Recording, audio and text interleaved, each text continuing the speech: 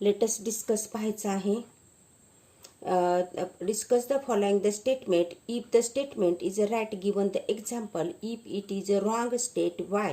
मग आता इथं काय तुम्हाला सांगितलं की खालील विधानाची चर्चा करा आणि विधान बरोबर आहे का असेल तर त्याच्या त्याचे उदाहरण देऊन तुम्ही काय करा, सॉल्व्ह करा असं म्हणून सांगितले. चूक असेल तरी पण त्याचं रिझन द्या म्हणून त्यांनी सांगितले.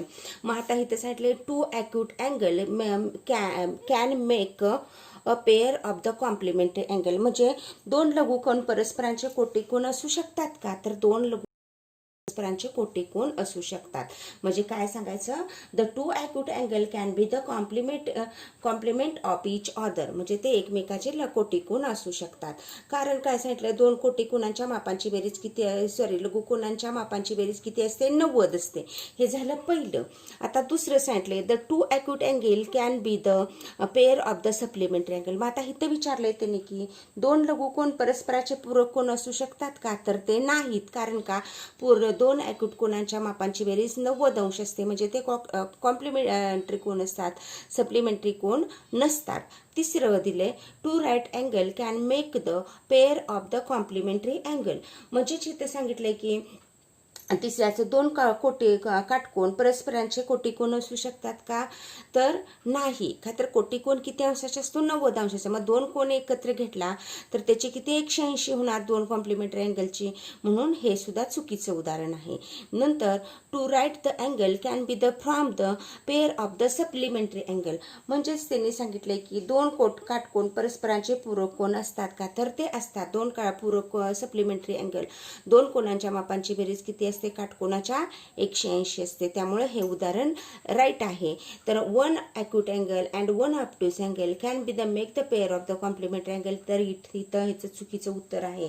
कारण and acute angle and obtuse angle can be the complementary to each other. हे फॉल्स आहे. कारण ह्या दोन्हींची जर आपण मापांची बेरीज केली तर त्याची काय होते, जास्त येते. कशापेक्षा जास्त येते, 180 अंशापेक्षा काय होते, जास्त येते. त्यामुळे हे सुद्धा चुकीचं उदाहरण आहे. आता तिसरं सांगितलंय one acute angle and one obtuse angle can from a pair of the supplementary angle.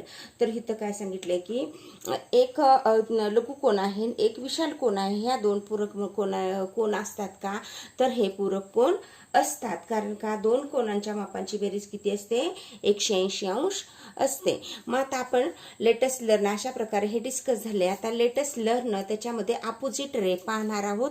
Name of the ray in the figure along side. आता इथं तुम्हाला आकृती दिलेली आहे. आकृतीमध्ये इथं बी दिलाय, बी पासून एक रे काढलाय आणि इकडे ए काढलाय, बी पासून इकडे सी काढलाय.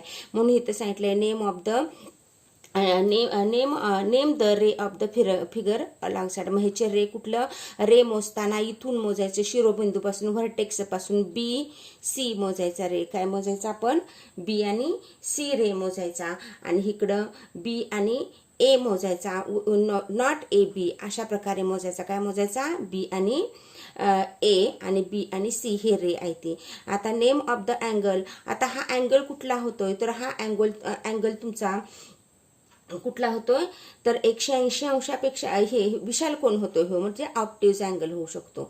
मग आता इथं दुसरी आकृती दिलाय, इथं पण दिलाय, बी दिलाय, बी पासून इकडे एक रेख काढलाय आणि इकडे एक रेख काढलाय. हा the name of the angle, अँगलचं नाव आहे. हा 180 अंशाचा अँगल आहे अलॉंग साइड. नंतर name of the ray which is origin कुठली आहे, तर बी पासून ओरिजिन आहे. म्हणून आपण बी सी आणि बी ए अशा प्रकारे आपण ह्याचं नाव घ्यायचं, रेची नावं सांगायची.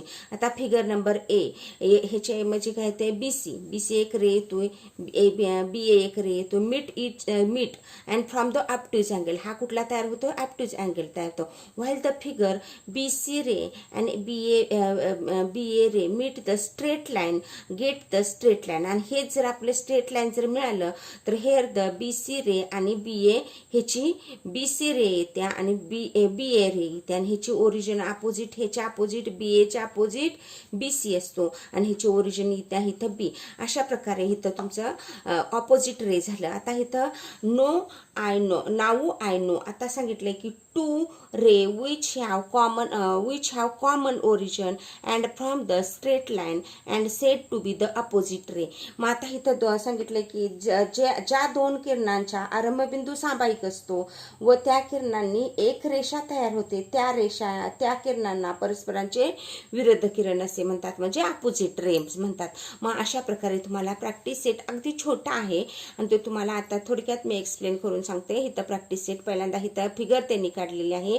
पी पॉईंट दिलेला, एक लाईन काढल्या, लाईनमध्ये सेंटरला पी पॉईंट गेले आणि पी मधून एक ही काढल्या, छेदिका काढल्या आणि name of the opposite ray of the figure is along side. आणि ह्याच्यावरची तुम्हाला अपोजिट रे विचारले ती, तर बघा हा पी पासून इकडं मोजायचं.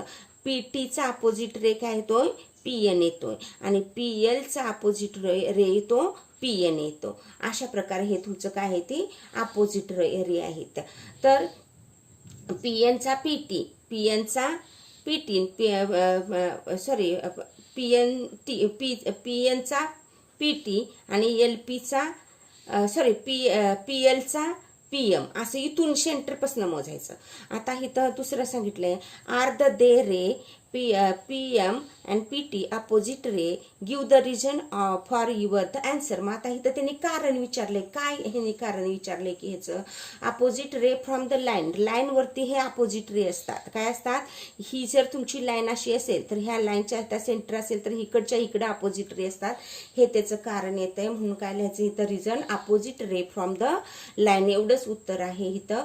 आणि रे कुठला, पी एमला पी टी आहे, पी एमला P T do not from the line, P एमला P T do not from the line. काय सांगितलंय इथं, do not from the line. का तर ही जेव्हा ही रेष असते तेव्हा ह्याचे हे अपोजिट असतात, मग ही तुमचा होईल का, अपोजिट होणार नाही.